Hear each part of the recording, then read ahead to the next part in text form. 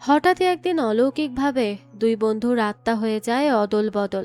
এতেই তো তারা পড়ে যায় মহা মুসিবতে। বাধ্য হয়ে তাদেরকে থাকতে হয় একে অপরের বউ পরিবারের সাথে। কিন্তু এই কথা যখন তাদের পরিবার জানতে পারবে তখন কি হবে? তাছাড়া তাদের আত্মার এই অদল বদলই বা কিভাবে ঘটলো? তারা কি আদৌ পারবে আবারও নিজেদের শরীরে ফিরে আসতে? এই সব প্রশ্নের উত্তর জানবো আজকের গল্প আবার হাওয়া বদলে। চলুন তাহলে আর দেরি না করে এই রোমাঞ্চকর গল্পটা শুরু করা যাক।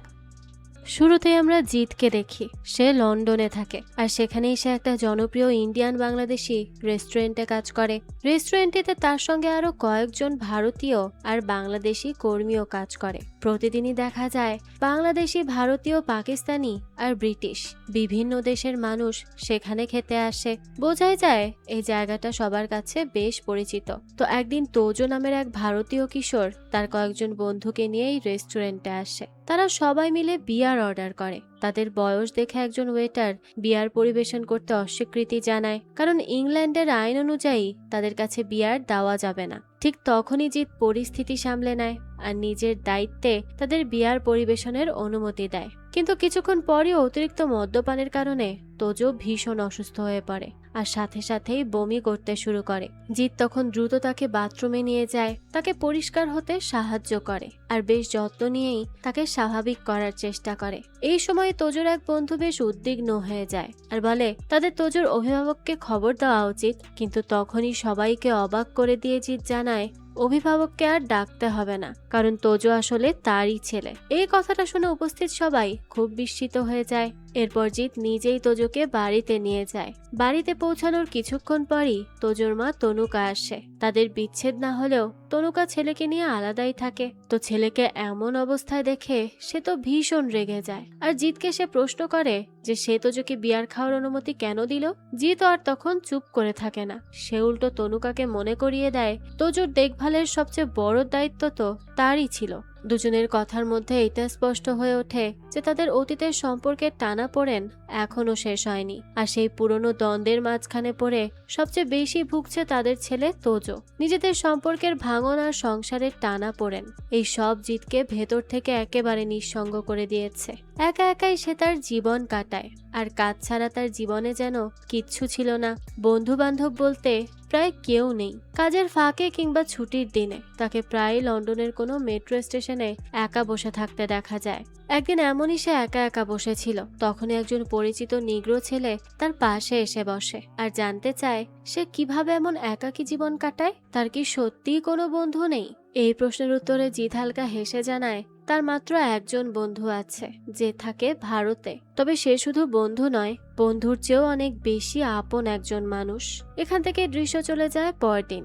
জিৎ তার কাজে যাওয়ার সময় পথে হঠাৎই একটা বড় পোস্টারের দিকে তার চোখ পড়ে। সেখানে লেখা ভারতের একজন জনপ্রিয় গায়ক রাজর্ষি, আজ তিনি এখানে লাইভ পারফরমেন্স করতে এসেছে। পোস্টারটি দেখেই জিৎ কিছুক্ষণ স্তব্ধ হয়ে দাঁড়িয়ে থাকে, যেন এই নামটা তার বহু দিনের চাপা পড়ে থাকা কোনো স্মৃতিকে আবারও জাগিয়ে তুলেছে। রাজশ্রী বা রাজ, সে তার একমাত্র বন্ধু, কিংবা বন্ধুর চেয়েও বেশি কিছু, যেই সম্পর্কের কোনো নাম নেই। কয়েক মুহূর্ত চুপচাপ তাকিয়ে সে ভেতরে চলে যায়। ভেতরে থাকা এক লোক জিৎকে দেখে চিনতে পারে। সে একসময় রাজের বাড়িওয়ালা থাকলেও এখন সে রাজের ম্যানেজার হয়ে বসেছে। আসলে রাজ তাকে অনেক সাহায্য করেছে, তার মেয়ের বিয়েরও ব্যবস্থা করেছে, আর কৃতজ্ঞতাবশতই এখন সেই জয়ন্ত তার ম্যানেজার হয়েছে।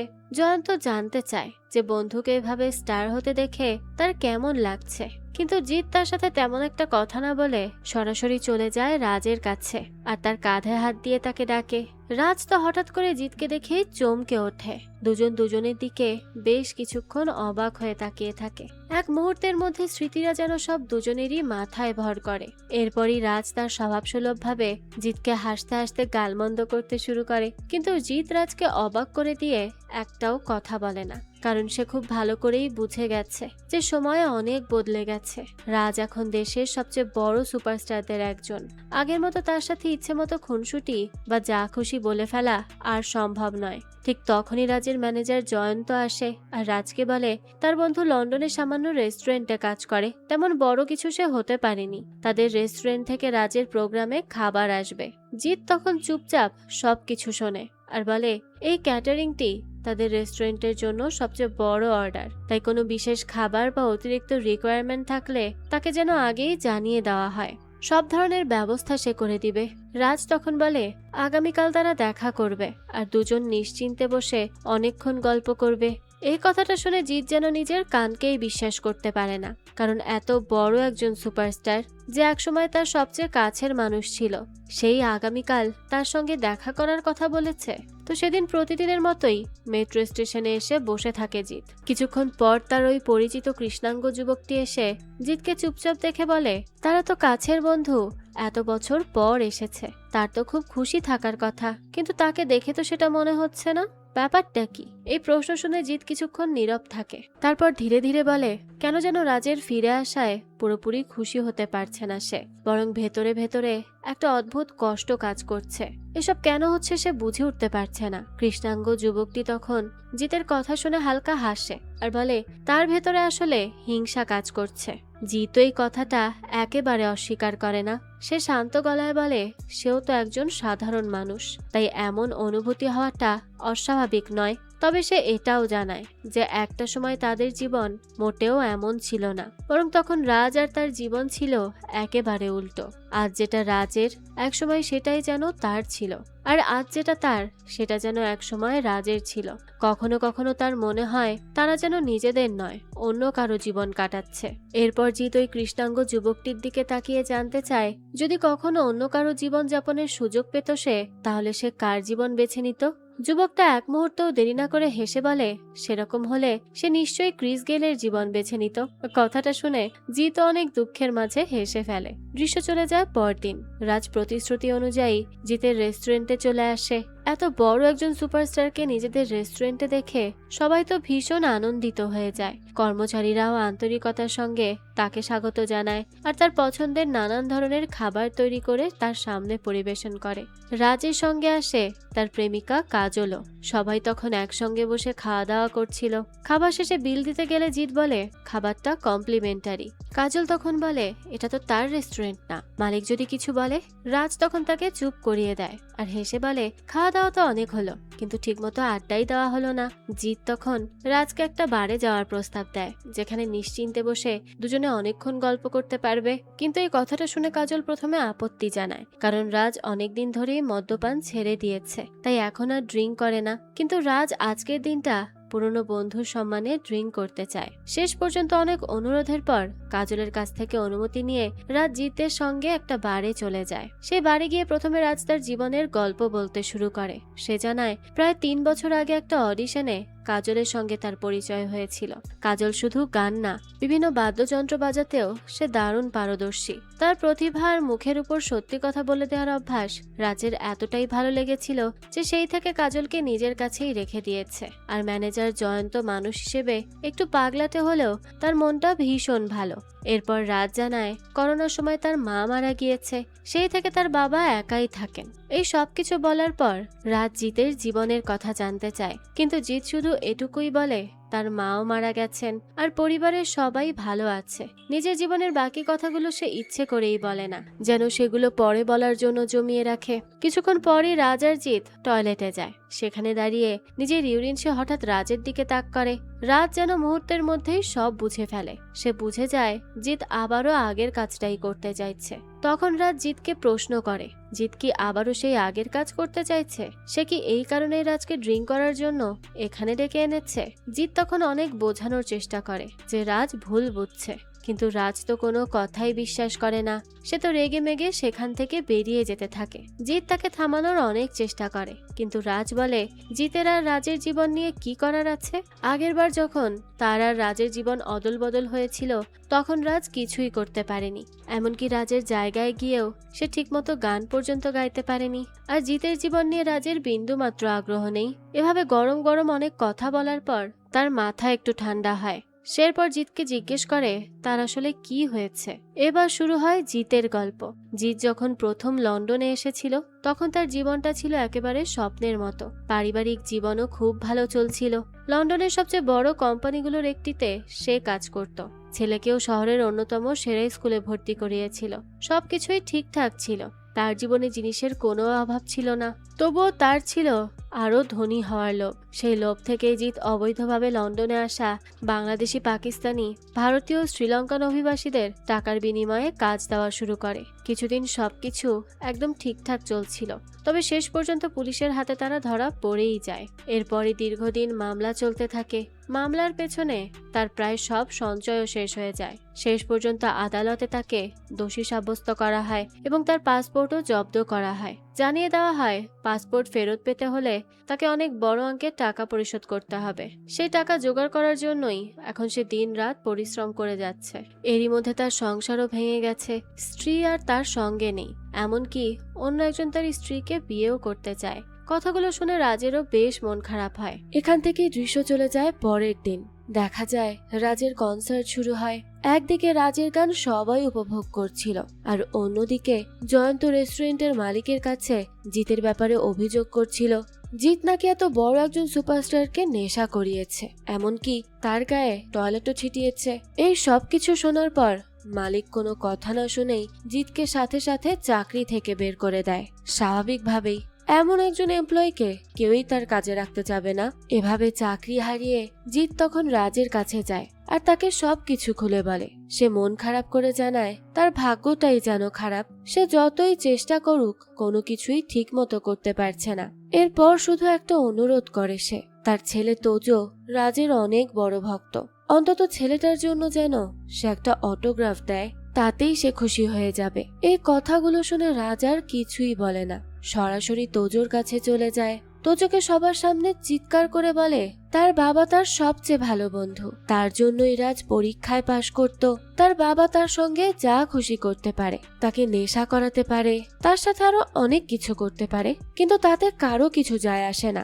এরপর রাগের মাথায় সে তো রেস্টুরেন্টের মালিককেও দু চারটা গালমন্দ করে আর জিতের চাকরি ফিরিয়ে দিতে বলে।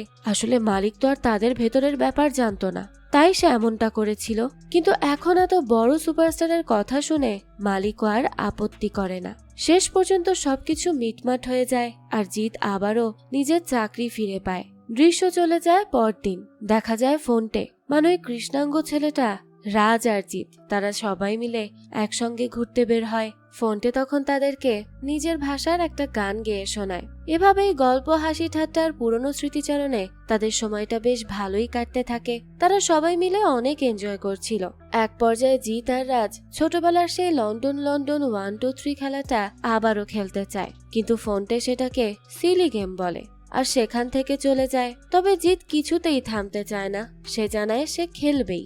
এরপর আর কি, দুজন আবারও খেলতে শুরু করে। আর একটা সময় এই খেলায় জিত হেরে যায়। তখন রাজ হেসে বলে খেলায় তো সে হেরেই গেল, তাহলে তো জেদ করে কি লাভ হলো।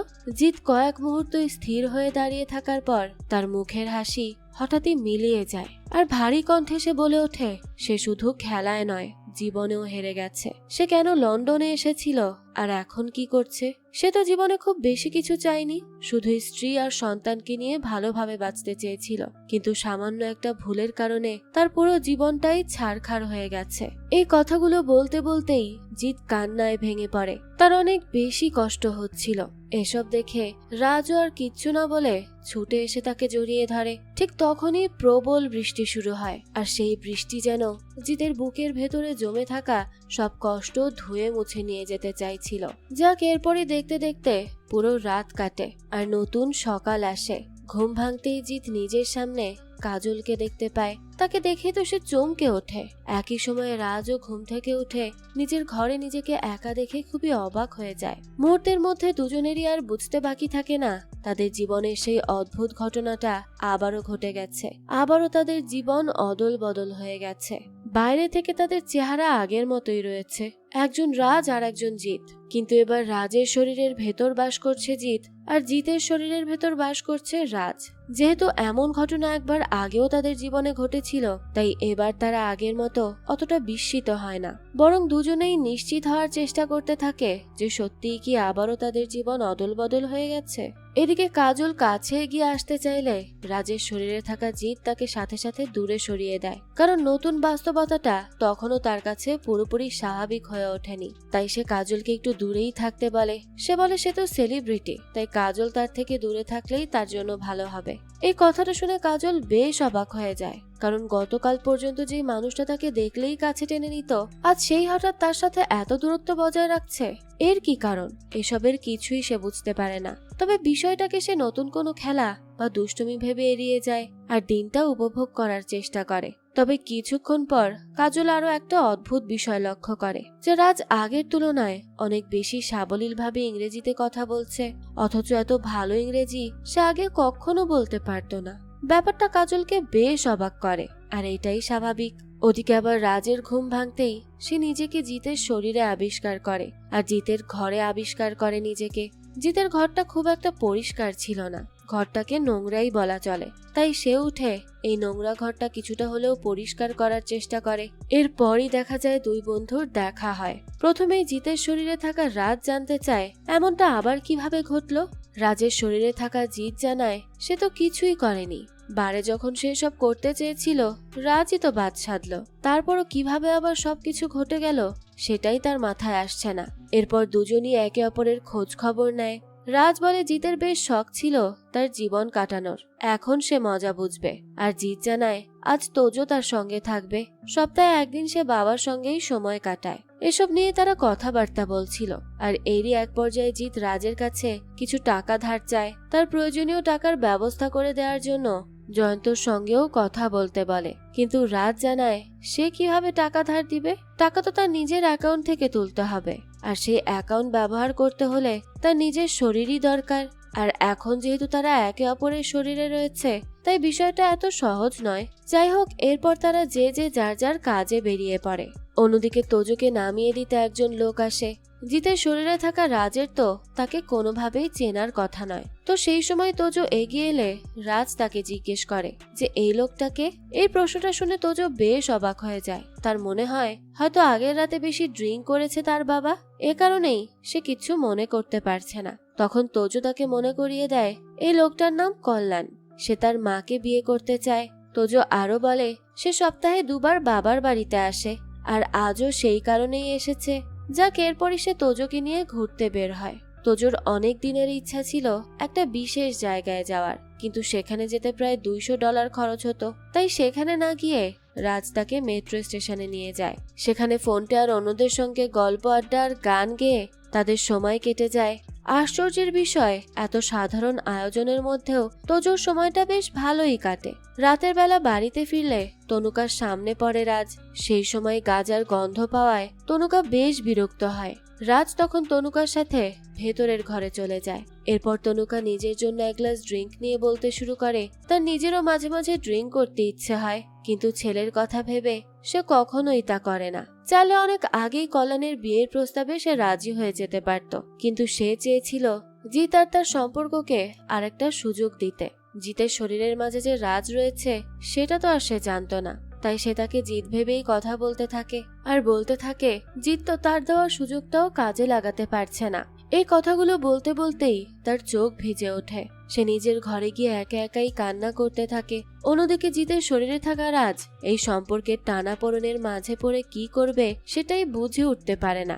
সে অনেক বেশি কনফিউজড হয়ে যায়। দৃশ্য চলে যায় পরের দিন। রাজের শরীরে থাকা জিত একজন ডাক্তারের কাছে যায়। শুরু থেকে ডাক্তারের কথাবার্তা তার কাছে বেশ অদ্ভুত মনে হতে থাকে। তার কাছে বারবার মনে হয় এমন ভাবে কথা বলা হচ্ছে যেন খুব শীঘ্রই সে মরতে চলেছে। তো একসময় সব সন্দেহের অবসান ঘটিয়ে ডাক্তার জানিয়েই দেয় যে রাজ আসলে এক ধরনের ক্যান্সারে আক্রান্ত। এই রোগে চিকিৎসা না করালে তার আয়ু মাত্র 3 থেকে 4 বছর, এর বেশি সে বাঁচতে পারবে না। তবে একটা বিশেষ থেরাপি রয়েছে যেটা একবার সফল হলে তার আয়ু 10 বছরেরও বেশি বাড়তে পারে, কিন্তু এতে ঝুঁকিও কম নয়। যদি থেরাপিটা কাজ না করে তাহলে 24 ঘন্টার মধ্যেই তার মৃত্যু হতে পারে। ব্যাপারটা এতটাই জটিল আর বিপজ্জনক ছিল। এই কথাগুলো শুনে জিত তো ভয়ানক চমকে ওঠে। মুহূর্তের মধ্যেই তার মাথায় একটা প্রশ্ন ঘুরতে থাকে যে তাহলে কি তাকে রাজের শরীরেই আটকে থেকে মৃত্যুর মুখোমুখি হতে হবে। এই ভাবনায় সে এবার পুরোপুরি ভেঙে পড়ে। কিছুক্ষণ পর পাগলের মতো হাসতে শুরু করে। সে নিজেই বুঝতে পারে না তার হাসা উচিত নাকি কান্না করা উচিত, কারণ এই জীবনের চেয়ে তো তার নিজের সেই কষ্টে ভরা জীবনটাই অনেক ভালো ছিল। অন্তত সেখানে তার বেঁচে থাকার নিশ্চয়তাটা ছিল। যাক, এরপর কিছু প্রয়োজনীয় টেস্ট করানোর পরেই জিৎ সরাসরি রাজের কাছে চলে যায়। আর সেখানে গিয়ে দেখা যায় রাজ জিতের এক সহকর্মীর সঙ্গে বসে সিগারেট টানছে আর বেশ মজা করে গল্প করছে। এসব দেখে জিৎ আর নিজেকে সামলাতে পারে না। সে তো গিয়েই রাজকে মারতে শুরু করে। রাগে ফুঁসতে ফুঁসতে সে জানতে চায় সে এমনটা কেন করলো। এখনই যেন তার শরীর তাকে ফিরিয়ে দেওয়া হয়। রাজ তখন হেসে জবাব দেয়, আগেই তো জিৎকে সে বলেছিল তার জীবন যেন সে না নেয়, এর ফল কখনোই ভালো হবে না। জিৎ তখন প্রশ্ন করে, এখন তারা কিভাবে আবার জীবন অদল বদল করবে? রাজ বলে সেটা তারা জানে না, ঠিক কিভাবে করে তাদের এই অদল বদল হয়েছে, তাই এখন আর পাল্টানো যাবে না। যেমন আছে এভাবেই জীবন পার করতে হবে।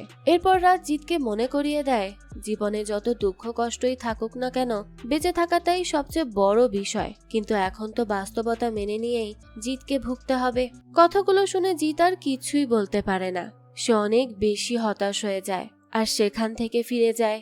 দৃশ্য চলে যায় রাতের বেলা। রাতে ডিনার করার সময় জিৎ যখন চিংড়ি মাছ নিতে যায় তখনই কাজল তাকে বাধা দেয় আর জানিয়ে দেয় তার তো চিংড়ি মাছে ভয়ানক অ্যালার্জি রয়েছে।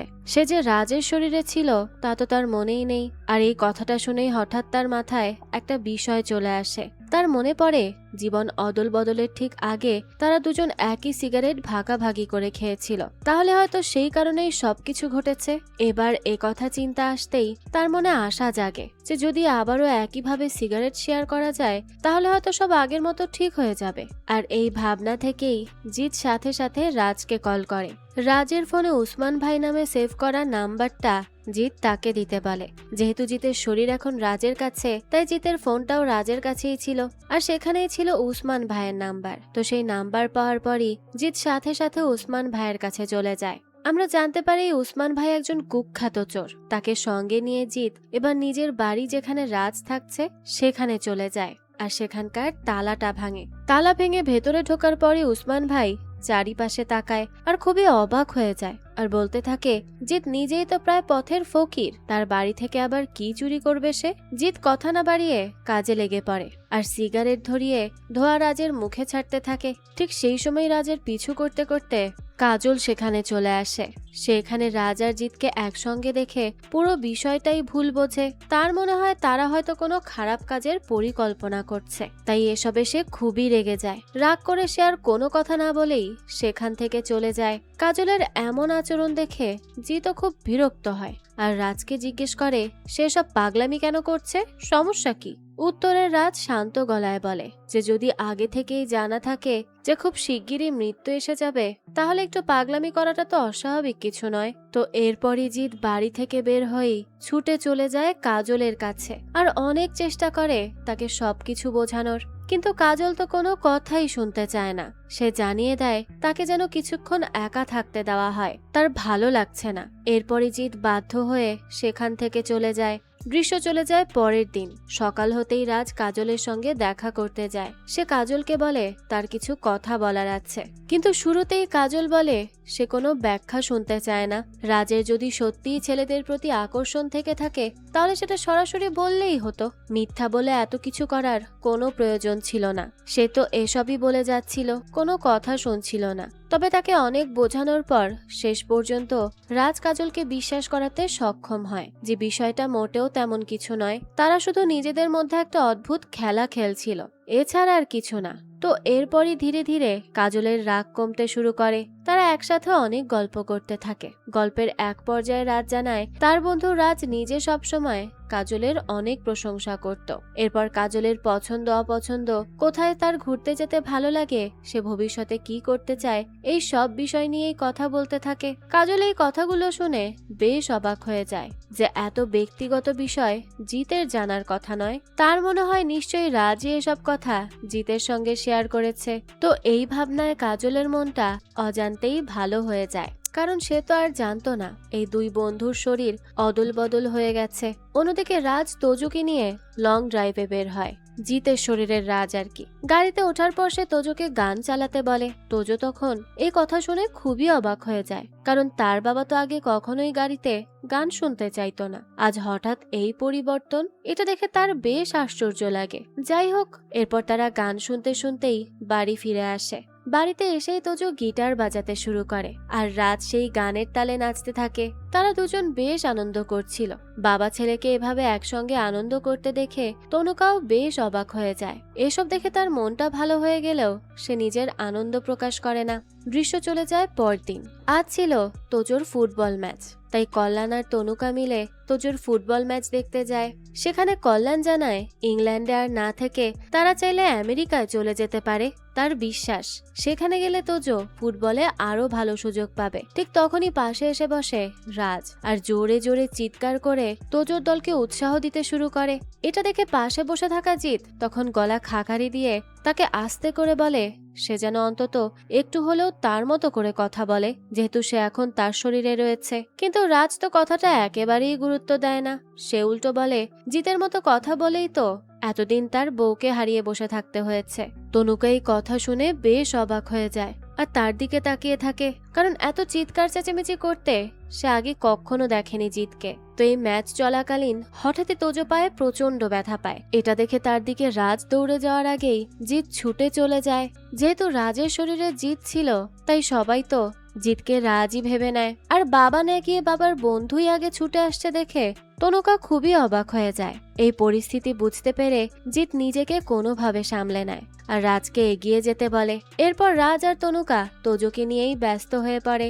সেই ফাঁকে কল্যাণকে দু একটা ধমকও দিয়ে দেয় জিত। এরপর দিনগুলো ধীরে ধীরে এভাবেই কেটে যেতে থাকে।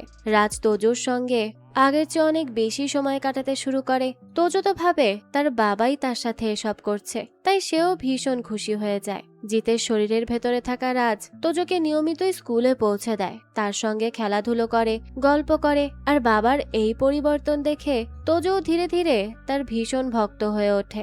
একদিন তো সে তার মাকেও বলে বসে যে তার বাবা সত্যিই অনেক চেষ্টা করছে, তাই তার মনে হয় বাবাকে এখন ক্ষমা করে দেওয়ার সময় হয়তো এসে গেছে। তনুকাও এই কথাগুলো শুনে বিষয়টা নিয়ে নতুন করে ভাবতে শুরু করে যে আসলেই কি তাকে আরেকটা সুযোগ দেওয়া উচিত। অন্যদিকে কাজল ও জিতের সঙ্গে আগের চেয়ে অনেক বেশি সুখী হয়ে ওঠে রাজের ভেতরে থাকা জিতের সঙ্গে আর কি। কেননা আগে রাজ কাজের বাইরে প্রায় সারাক্ষণ ঘুমিয়েই কাটিয়ে দিত, তাকে কোথাও ঘুরতেও নিয়ে যেত না। কিন্তু এখন তো প্রায়ই তার শপিং এ যাওয়া হয়, কাজলের পছন্দের মিউজিয়াম আর বিভিন্ন জায়গায় ঘুরতে যাওয়া হয়।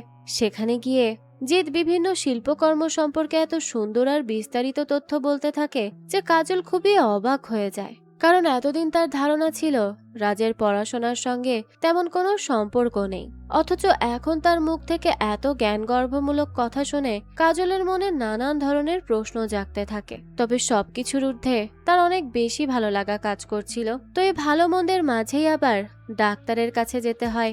ডাক্তার জানিয়ে দেয় আর দেরি করা যাবে না, খুব দ্রুত থেরাপি শুরু করতে হবে, কারণ তাদের হাতে 10 দিনেরও কম সময় আছে। আর একটু দেরি করলে যে কোনো কিছু হয়ে যেতে পারে। এই কথাগুলো শুনে এবার জিৎ ভীষণ চিন্তিত হয়ে পড়ে, তাই সে দ্রুত রাজের কাছে গিয়ে পুরো বিষয়টা খুলে বলে। এক পর্যায়ে জিৎ রাজকে জিজ্ঞেস করে যে তার অসুস্থতার কথা জানার পর থেকে সে শুধু চিকিৎসা নিয়েই ব্যস্ত ছিল, কিন্তু আসলে কিভাবে এমন রোগ হলো সেটাই তো কখনো জিজ্ঞেস করা হয়নি। উত্তরে রাজ জানায় এক সময় তার শরীরে ছোট ছোট গুটির মতো দাগ দেখা দিতে শুরু করে। এরপর ধীরে ধীরে শরীর খারাপ হতে থাকে। সব সময় তার ক্লান্ত লাগতো, অস্বাভাবিকভাবে ঘুম বেড়ে গিয়েছিল তার। আর এই সব কিছুর পরেই বিভিন্ন পরীক্ষা নিরীক্ষা করা হয়, আর তখনই তার ক্যান্সারের বিষয়টা ধরা পড়ে। এসব শুনে জিৎ জানতে চায় এত বড় অসুস্থতার খবর লুকিয়ে রেখে রাজ কিভাবে তার কনসার্ট, ভক্ত আর পুরো ক্যারিয়ার সামলে যাচ্ছে। রাজ এই কথা শুনে হেসে দেয় আর বলতে থাকে ছোটবেলা থেকে সে মন প্রাণ দিয়ে শুধু একজন সফল শিল্পী হতে চেয়েছিল। অসংখ্য ভক্তের ভালোবাসা আর সাফল্য সবই সে পেয়েছে, কিন্তু পৃথিবীতে কোনো কিছু বিনামূল্যে পাওয়া যায় না। কিছু পেতে হলে কিছু না কিছু তো হারাতেই হয়। তার ক্ষেত্রেও হয়তো সেটাই হচ্ছে। সেই স্বপ্নের মূল্য হিসেবে এবার তাকে নিজের জীবনটাই দিয়ে দিতে হতে পারে। তাদের কথাবার্তার মাঝেই তোজো একটা কথা বলে, যা শুনে সবাই কিছুক্ষণ চুপ হয়ে যায়। সে জানায় এখন তার বয়স এমন হয়েছে যে নিজের নামে জমা থাকা টাকা সে নিজের ইচ্ছামতো ব্যবহার করতে পারে। আসলে তার নানা তার জন্য কিছু টাকা রেখে গিয়েছিল, আর সেই টাকাগুলোই সে তার বাবাকে দিতে চায়, যাতে তার বাবার সমস্যার কিছুটা হলেও সমাধান হয়। এই কথাটা শুনে জিৎ ভেতরে ভেতরে ভীষণ খুশি হয়ে যায় যে তার ছেলে আজ তার জন্য এত কিছু ভাবছে, কিন্তু সেই আনন্দ প্রকাশ করতে পারে না, কারণ সে তো তখন রাজের শরীরেই বন্দী। অন্যদিকে কাজল আর তনুকার মধ্যে কথাবার্তা হয়। দুজনই লক্ষ্য করেছে রাজ আর জিৎ দুই বন্ধুর মধ্যেই হঠাৎ অনেক পরিবর্তন চলে এসেছে। পরিবর্তনগুলো ভালোই মনে হচ্ছে, তবে তনুকা আগের অভিজ্ঞতা থেকে জানায় সব পরিবর্তনের শেষটা ভালো হয় না। কিন্তু কাজল আসলে এত কিছু নিয়ে ভাবতেই চায় না, তার তো একটাই চাওয়া রাজ যেন দ্রুত সুস্থ হয়ে তার সঙ্গে দেশে ফিরে যেতে পারে। এটাই হবে তার কাছে সবচেয়ে বড় পাওয়া। তো এরপরই রাজ কাজলের কাছে যায় আর জানায় তার কিছু টাকা দিয়ে জিতের ঋণটা পরিশোধ করে দিতে চায় সে। তার জীবনে আর এত টাকার কোনো প্রয়োজন নেই।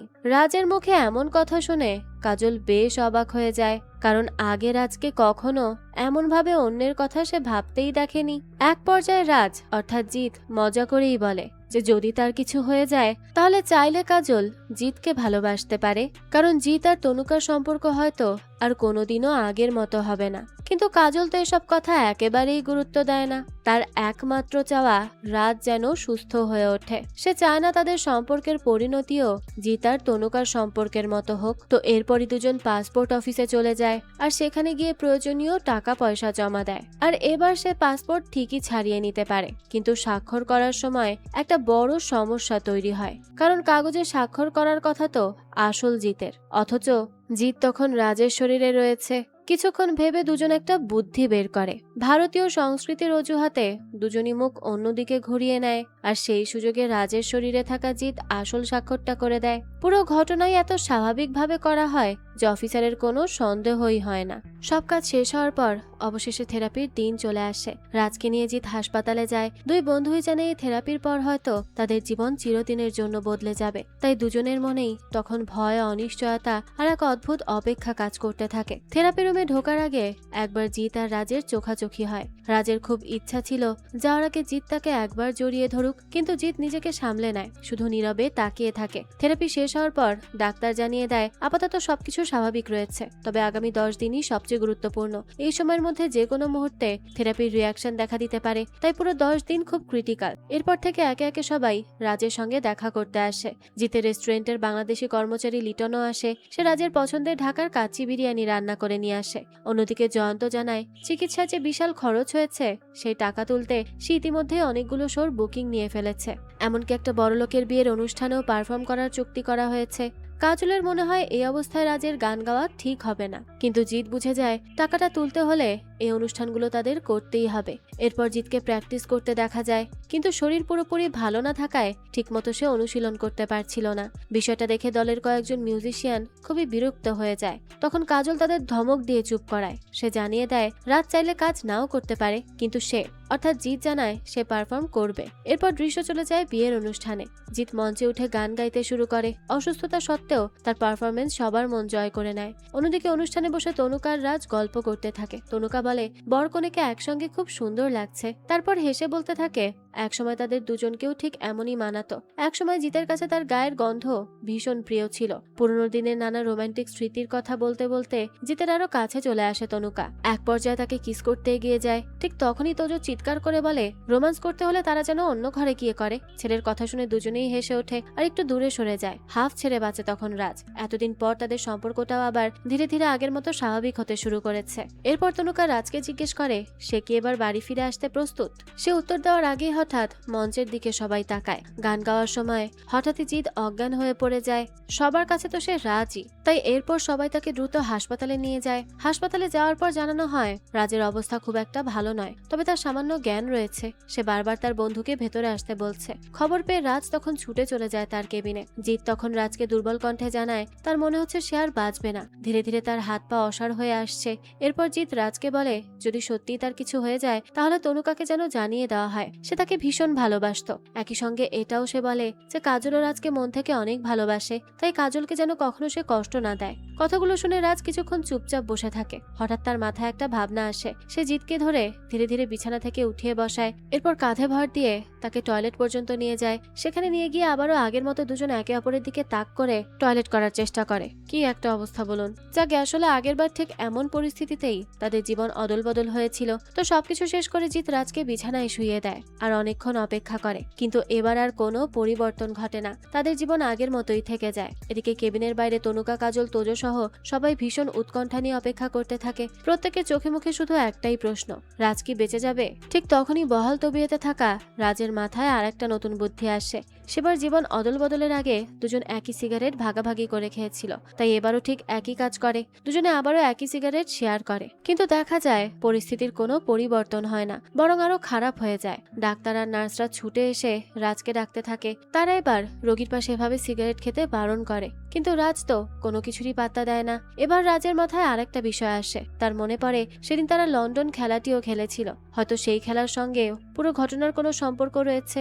এই ভাবনা আসতেই জিতকে নিয়ে হাসপাতালের বাইরে চলে যায় রাজ, আর ফোনটাকে বলে দেয় সে যেন ডাক্তার আর নার্সদের কোনোভাবে সামলে রাখে। ফোনটা তখন দরজা বন্ধ করে দেয় যাতে কেউ বাইরে বের হতে না পারে। এদিকে জিতের শরীরে তখন আর প্রায় কোনো শক্তি অবশিষ্ট ছিল না, তবুও প্রচন্ড কষ্ট করে সে রাজের সঙ্গে আবারও লন্ডন খেলাটা খেলতে শুরু করে। কয়েক কদম এগোনোর পরই আর দাঁড়িয়ে থাকতে পারে না সে। টলতে টলতে রাজের গায়ের উপর গিয়ে পড়ে। ঠিক সেই মুহূর্তেই রাজ তাকে শক্ত করে জড়িয়ে ধরে, যেভাবে আগের বার ধরেছিল। আর তখনই যেন অলৌকিকভাবে চারিদিকে ঝুম বৃষ্টি নেমে আসে। মনে আছে সেদিনও বৃষ্টি হয়েছিল। আর দেখা যায় কয়েক সেকেন্ডের মধ্যেই দুজন জ্ঞান হারিয়ে মাটিতে লুটিয়ে পড়ে। জ্ঞান ফেরার পর দেখা যায় দুজনেই হাসপাতালের বেডে শুয়ে আছে। আর সবচেয়ে অবাক করা বিষয় হলো এবার তারা নিজেদের আগের শরীরে ফিরে এসেছে। জিত আবারও জিত হয়ে গেছে আর রাজ আবারও রাজ হয়ে গেছে। তো কিছুক্ষণ পরই ডাক্তার এসে সুখবর দেয় যে থেরাপি রাজের শরীরে খুব ভালোভাবে কাজ করেছে। এখন আর ভয়ের কিছুই নেই, আর সবকিছু ঠিক থাকলে সে নিশ্চিন্তে আরো 10 বছর বেঁচে থাকবে। এই খবরটা শুনে তো এবার দুই বন্ধু ডাক্তার আর নার্স সবাই আনন্দে মেতে ওঠে, কারণ সবাই তো শেষমেশ আশাই হারিয়ে ফেলেছিল। আর এখন এই কথা জানতে পেরে সবাই ভীষণ খুশি হয়ে যায়। এরপরই দেখতে দেখতে বেশ কিছুদিন কেটে যায়, আর অবশেষে রাজের দেশে ফেরার সময় চলে আসে। এখন ছিল বিদায়ের পালা। তবে বিদায়ের আগে দুই বন্ধু শেষবারের মতো দেখা করে, একে অপরের প্রতি অনেক কৃতজ্ঞতা প্রকাশ করে, কারণ শুধু তাদের শরীরই অদল বদল হয়নি, এই ঘটনার মাধ্যমে তাদের জীবনও অনেকটাই বদলে গেছে। আর সেই পরিবর্তন শেষ পর্যন্ত ভালো কিছুরই কারণ হয়েছে। এখন তোজো আগের চেয়ে অনেক বেশি নিজের বাবাকে ভালোবাসে, যা আগে কখনো ছিল না। অন্যদিকে রাজও খুব ভালো করেই বুঝে গেছে কাজল তার জীবনে কতটা গুরুত্বপূর্ণ। তো দেশে ফিরে সে তাকে বিয়ে করার সিদ্ধান্তও নিয়ে ফেলে। এদিকে বিদায়ের সময় রাজ জানায় যে দেশে ফিরে তারা আবারও সামাজিক যোগাযোগ মাধ্যমে যোগাযোগ রাখবে, কিন্তু জিৎ তখন হেসে সেই প্রস্তাবে আর রাজি হয় না, কারণ তার ভয় হয় আবারও যদি যোগাযোগ করতে গিয়ে কোনোভাবে সেই অদ্ভুত ঘটনা ফিরে আসে। তাই সে নিরাপদ দূরত্বেই তাদের এই বন্ধুত্বটাকে রেখে দিতে চায়। তো এরপর ছিল রাজের চলে যাওয়ার পালা। দুজন তখন একে অপরকে জড়িয়ে ধরতে এগিয়েও শেষ মুহূর্তে থেমে যায়, কারণ তাদের মনে তখনও সে অদ্ভুত ভয় কাজ করছে। কেননা যদি আবারও জড়িয়ে ধরার কারণেই তাদের জীবন অদল বদল হয়ে যায়। শেষবারের মতো দুজন একে অপরকে ধন্যবাদ জানায়। তারপরে দুই বন্ধু দুই দিকে হেঁটে চলে যায়। যাওয়ার সময় একবার শুধু দুজনের চোখাচোখি হয়, আর সেই এক দৃষ্টিতেই এইটা বোঝা যায় যে তাদের শরীরের অদল বদল শেষ হলেও এই ঘটনাটা তাদের জীবনকে চিরদিনের জন্য বদলে দিয়েছে। আর এভাবেই এই অদ্ভুত গল্পটারও এখানেই সমাপ্তি ঘটে। এই তো ছিল রাজ আর জিৎ দুই বন্ধুর জীবনের অদ্ভুত এক গল্প। এই গল্পটা আপনাদের কাছে কেমন লেগেছে সেটা অবশ্যই আমাদেরকে কমেন্ট করে জানাবেন। যদি এতটুকু ভালো লেগে থাকে তাহলে একটি লাইক দিয়ে যাবেন। আর আমাদের চ্যানেলে কিন্তু প্রতিনিয়তই নতুন নতুন ভিডিও আপলোড করা হয়। সেই সব ভিডিওর আপডেট পেতে আমাদের চ্যানেলটিকে সাবস্ক্রাইব করে বেল আইকনে অল দিয়ে রাখতে কিন্তু ভুলবেন না। আর একটা কথা, আমাদের সকল ভিডিওর আপডেট পেতে জয়েন করতে পারেন আমাদের হোয়াটসঅ্যাপ চ্যানেলে, লিংক ডেসক্রিপশন বক্সেই দেয়া আছে। আজকে তাহলে এই পর্যন্তই, আবারও হাজির হব নতুন কোনো ভিডিও নিয়ে। সেই পর্যন্ত সবাই ভালো থাকবেন আর আমাদের চ্যানেলের সাথেই থাকবেন। ধন্যবাদ।